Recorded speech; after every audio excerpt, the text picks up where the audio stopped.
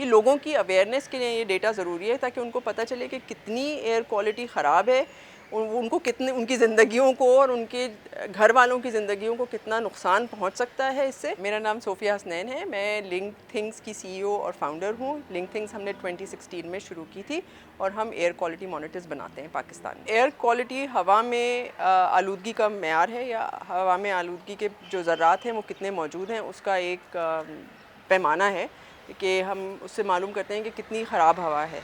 फ़ज़ा में वो ज़र्रात जो 2.5 माइक्रोमीटर से कम साइज़ के हैं। 2.5 माइक्रोमीटर अगर किसी को समझना है तो हमारे बाल का 1/50 हिस्सा, बाल का जो डाया है उसको 50 हिस्से करें, वो इतना बारीक पार्टिकल है। और ये वो पार्टिकल है जो अगर हमारे जिस्म में दाखिल हो जाता है तो हमारे जिस्म में कोई भी ऐसा मैकेनिज़्म नहीं है जो उसको रोक सकता है ब्लड स्ट्रीम में जाने के लिए, और वो हमारी ब्लड स्ट्रीम में जाता है और बहुत सारी बीमारियां क्रिएट करता है। तो ये इंडेक्सेस बनाने का ये मतलब है कि मुख्तलिफ़ गैसेस के साथ अगर हम देखें तो हमें पता चल जाए एयर क्वालिटी क्या है, बजाय इसके कि हर चीज़ को अलग अलग देखा जाए।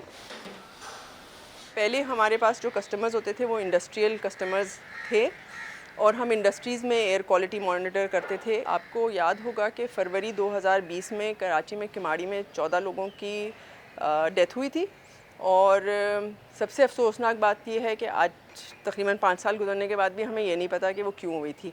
तो जिस ज़माने में ये हो रहा था तो फिर हमने सोचा कि ठीक है, हम गैसेस नहीं आइडेंटिफाई करते, लेकिन हम अगर PM 2.5 के साथ काम करना शुरू करें, इसको पेश नज़र रखते हुए फिर मैंने अपने दोस्तों को फ़ोन किया और उन्होंने कोई 10 लोकेशंस कराची में ऐसी आइडेंटिफाई की। जब हमने लगाया था तो हमारी कोई भी डिवाइस नहीं थी, एकदम से हमने 10 लगा के और फिर हमने दिखाना शुरू किया था। आज 50 इस वक्त लगी हुई हैं, इस वक्त रोल आउट हो रहा है पंजाब के अंदर। और as I said, I'm hoping by the mid of next year we will have more than 200 devices across Pakistan. हमारा जो सबसे सिंपल यूनिट है वो वाईफाई पे चलता है और फ़ोन के चार्जर से आप उसको चार्ज कर सकते हैं। आप उसको कहीं भी बाहर लगा दें और आप लगा के वो उस इलाके की एयर क्वालिटी को एस्टिमेट कर सकते हैं। जहाँ वो लगा है ओबियसली वहाँ की वो बहुत प्रिसाइज़ दे रहा होगा और उससे 200 से 300 मीटर का रेडियस हो सकता है। अगर खुला हुआ है, घर बीच में नहीं है, तो 1 किलोमीटर 2 किलोमीटर तक की भी वो रेंज को कवर कर सकते हैं। बिल्कुल, हमारी डिवाइसेस इंटरनेशनली कम्पीट करती हैं। मतलब जो सेंसर्स हैं, देखिए लो कॉस्ट जो सेंसर्स हैं वो सारी दुनिया में एक या दो तरीक़ों पर ही चल रहे होते हैं, और वो है लाइट स्कैटरिंग का। ठीक है, दूसरे भी एक और तरीक़ा भी होता है लाइट स्कैटरिंग में या लेज़र स्कैटरिंग में। ये होता है कि आप जो है वो एयर सक करते हैं एक छोटे चेम्बर में और आप लाइट पास करते हैं।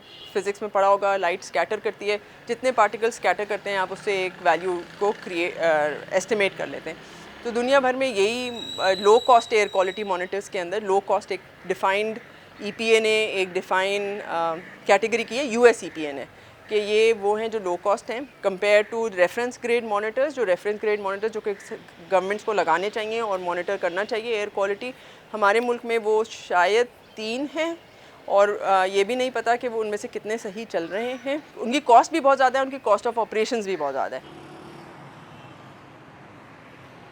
और लाहौर की ख़बर इंटरनेशनली आ रही है, इसका मतलब है कि ये मसला इन मॉनिटर्स की वजह से ही उठा है और किसी वजह से नहीं उठा है। कि जब आपने मॉनिटर्स पे डेटा देखा और आपको नज़र आया कि एयर क्वालिटी ख़राब है और पूरे लाहौर में ख़राब है और इस इलाके में ज़्यादा है और इस इलाके में कम है, आजकल ख़बरों में भी वो इसी तरह से बाकायदा रोडों के नाम लेके बता रहे होते, तो ये एक अच्छा सिटीज़न्स के लिए एक बहुत अच्छा वो है कि वो उसको कोट करके डिमांड कर सकते हैं कि हमें अच्छी हवा दी जाए, और मेजर स्टेप्स लेने चाहिए हवा को बेहतर बनाने के लिए।